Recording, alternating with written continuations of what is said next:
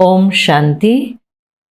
8/1/2026 சாக்கார முரளி. இன்று சிவ பகவான் கூறுகிறார், இனிமையான குழந்தைகளே, ஒருபோதும் அனைத்தும் தெரியும் என்ற பொய்யான அகங்காரத்தில் வராதீர்கள். இந்த ரதத்தின் மீதும் முழு மதிப்பு வையுங்கள். கேள்வி: குழந்தைகளாகிய உங்களில் பல கோடி மடங்கு பாக்கியசாலிகள் யார் மற்றும் துர்பாக்கியசாலிகள் யார்? பதில்: யாருடைய நடத்தை தேவதைகளைப் போல் இருக்கிறதோ, யார் அனைவருக்கும் சுகம் கொடுக்கிறார்களோ அவர்கள் பல கோடி மடங்கு பாக்கியசாலிகள். யார் ஃபெயிலாகி விடுகிறார்களோ அவர்களை துர்பாக்கியசாலிகள் என்று சொல்லப்படுகிறது. ஒரு சிலர் மகான் துர்பாக்கியசாலிகளாகி விடுகிறார்கள். அவர்கள் அனைவருக்கும் துக்கம் கொடுத்து கொண்டே இருப்பார்கள். சுகம் கொடுப்பதை பற்றி தெரியவே தெரியாது. குழந்தைகளை உங்களை நல்ல விதத்தில் பாதுகாத்து கொள்ளுங்கள் என்று பாபா கூறுகிறார். அனைவருக்கும் சுகம் கொடுங்கள், தகுதியானவர்களாக ஆகுங்கள். ஓம் சாந்தி. ஆன்மீக தந்தை அமர்ந்து ஆன்மீக குழந்தைகளுக்கு புரிய வைக்கிறார். நீங்கள் இந்த பாடசாலையில் அமர்ந்து உயர்ந்த பதவி அடைகிறீர்கள். நாம் மிக உயர்ந்ததிலும் உயர்ந்த சொர்க்கத்தின் பதவி அடைகிறோம் என்று மனதில் புரிந்து கொள்கிறீர்கள். அப்படிப்பட்ட குழந்தைகளுக்கு மிகுந்த குஷி இருக்க வேண்டும். ஒருவேளை அனைவருக்கும் நம்பிக்கை இருக்கிறது என்றாலும் அனைவரும் ஒரே மாதிரி இருக்க முடியாது. முதல் நம்பரில் இருந்து கடைசி நம்பர் வரை இருக்கத்தான் செய்வார்கள். சிலர் ஃபெயில் ஆகிறார்கள் என்றால் சிலர் பாஸும் ஆகிறார்கள். எனவே ஒவ்வொருவரும் தங்களுடைய மனதை கேட்க வேண்டும். பாபா என்னை இந்த அளவிற்கு உயர்ந்தவராக ஆக்கியிருக்கிறார் என்றால் நான் எந்த அளவிற்கு தகுதியானவனாக ஆகியிருக்கிறேன்? இன்னாரை விட நான் நன்றாக இருக்கிறேனா அல்லது குறைவாக இருக்கிறேனா என்று தன்னை கேட்க வேண்டும். இது படிப்பல்லவா? இதில் முதல் விஷயம் தூய்மை என்பதை நீங்கள் தெரிந்திருக்கிறீர்கள். தூய்மையாகுவதற்காக தந்தையை அழைத்தீர்கள் அல்லவா? ஒருவேளை விகார பார்வை வேலை செய்து கொண்டிருந்தது என்றால் நீங்களே ஸ்வயம் உணர்வீர்கள். பாபா, நான் இந்த பாடத்தில் குறைவாக இருக்கிறேன் என்று பாபாவிற்கு கடிதம் கூட எழுதுகிறார்கள். நாம் தேர்வில் ஃபெயிலாகி விடுவோம் என்றும் சிலர் புரிந்து கொள்கிறார்கள். இதில் முதல் சப்ஜெக்டே தூய்மைதான். அடுத்தது பாபா உலகத்தில் இருக்கக்கூடிய அந்த மாணவர்கள் பற்றி சொல்லிட்டு இருக்கிறார். இன்றைய காலத்தில் மாணவர்கள் எவ்வளவு கலவரம் செய்கிறார்கள். மாணவர்களை இளரத்தம் என்று சொல்கிறார்கள் அல்லவா? பாருங்கள் அவர்கள் என்ன செய்கிறார்கள் என்று. தீ வைத்து விடுகிறார்கள். தங்களுடைய இளமையின் சக்தியை காட்டுகிறார்கள். இந்த உலகமே அசுர உலகமாகும். இங்கு சிலர் பார்ப்பதற்கு மிகவும் நன்றாக இருக்கிறார்கள். ஞான கருத்துகள் போன்றவற்றையும் எழுதுகிறார்கள். ஆனால் கல்லுபுத்தியுடையவர்களாக இருக்கிறார்கள். வெளி பகட்டு மட்டுமே இருக்கிறது. மாயை மிகவும் பலசாலியாக இருக்கிறது. ஆகையால்தான் ஆச்சரியப்படும் வகையில் கேட்கிறார்கள். தங்களை சிவபாபாவின் குழந்தை என்று சொல்லிக் கொள்கிறார்கள்.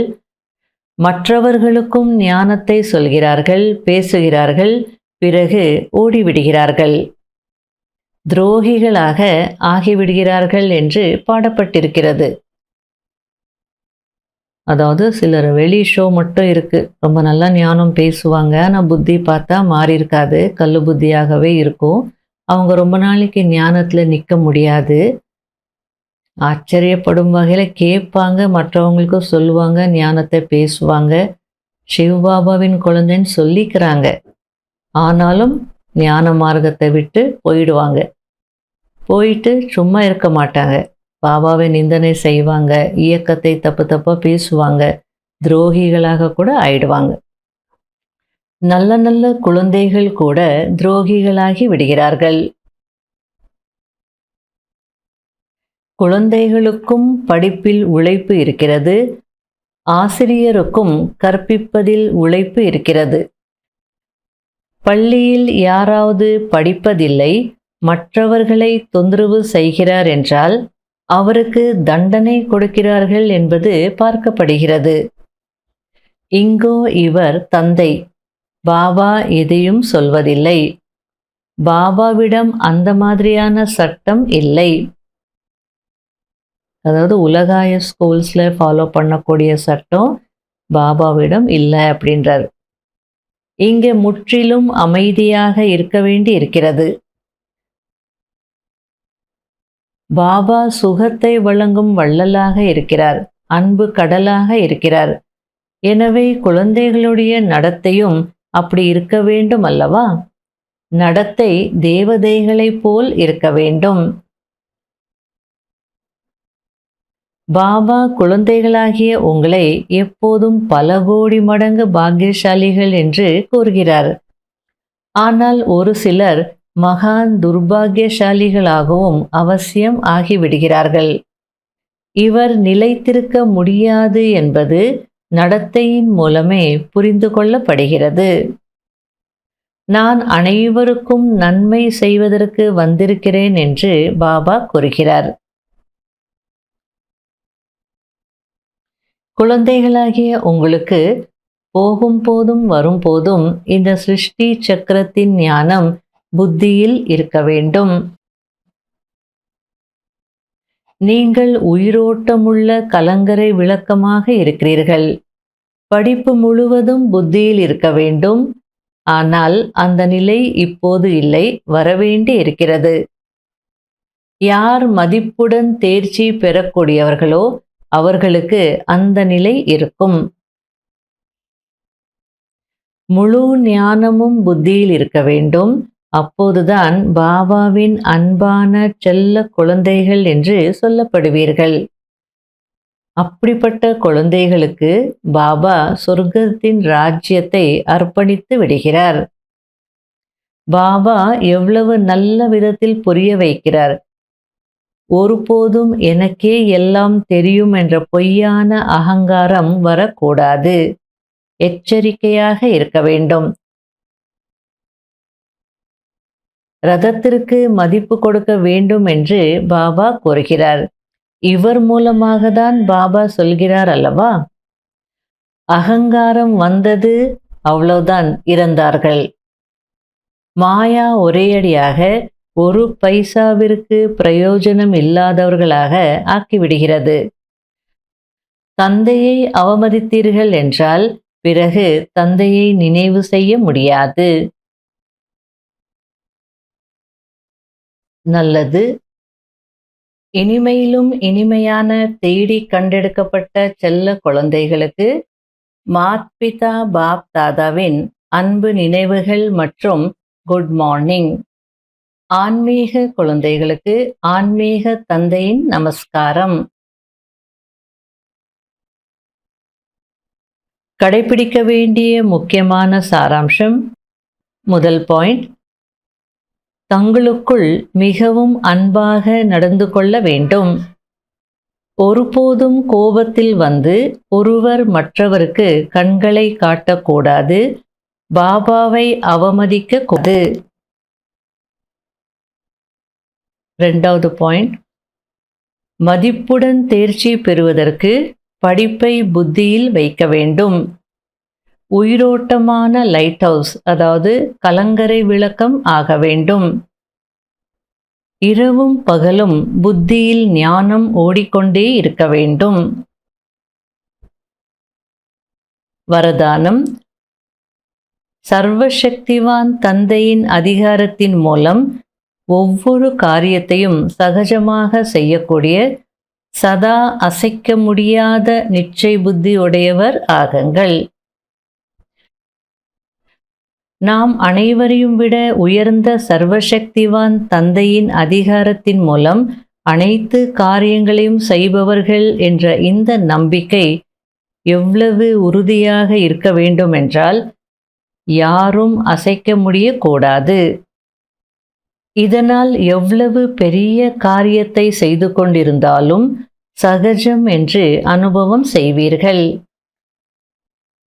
இன்றைய காலகட்டத்தில் அறிவியல் எந்த மாதிரியான எந்திரங்களை கண்டுபிடித்திருக்கிறது என்றால் எந்த ஒரு கேள்விக்கும் சகஜமாக பதில் கிடைத்து விடுகிறது.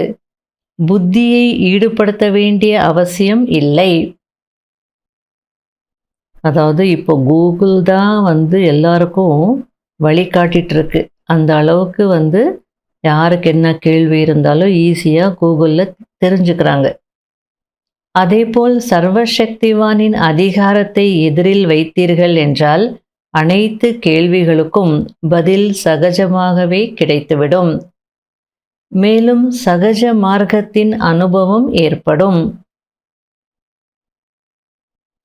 ஸ்லோகன்: மன ஒருமைப்பாட்டின் சக்தி வசமாகி இருக்கும் மனநிலையை கூட மாற்றம் செய்து விடுகிறது. அவ்யக்த சமிகை: பிராமண வாழ்க்கையின் ஆனந்தம் ஜீவன் முக்த நிலையில் இருக்கிறது. விலகியவராக ஆகுவது என்றால் விடுபடுவது. சம்ஸ்காரத்தின் பக்கம் கூட சாயக்கூடாது. அதாவது என்ன செய்வது, எப்படி செய்வது, செய்ய விரும்பவில்லை ஆனால் நடந்துவிட்டது என்று சொல்வது, இதுதான் ஜீவன பந்தனம் ஆகும். அதாவது வாழ்க்கை பந்தனத்தில் மாட்டுவதாகும். ஆசை இல்லை ஆனால் பிடித்திருந்தது. படிப்பினை கொடுக்க வேண்டி இருந்தது ஆனால் கோபம் வந்துவிட்டது. இதுதான் ஜீவன பந்தன மனநிலை. பிராமணன் என்றால் ஜீவன் முக்தர். ஒருபோதும் அப்படிப்பட்ட எந்த பந்தனத்திலும் கட்டி போட முடியாது. ஓம் சாந்தி.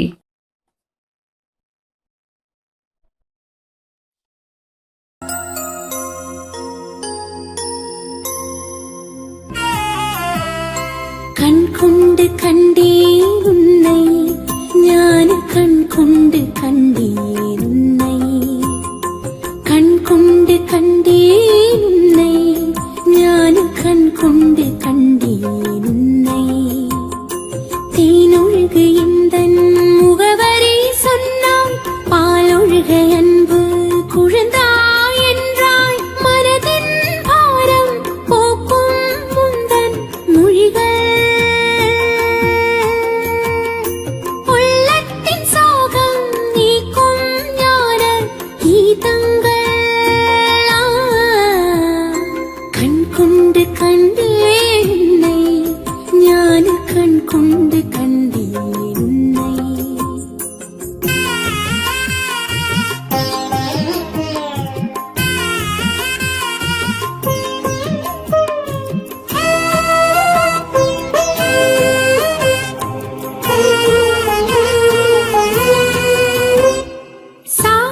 சாட்சியாயிருக்கு கற்றுத் தந்தாயே, போற்றி புகழோடு வாழும் நிலை தந்தாய்.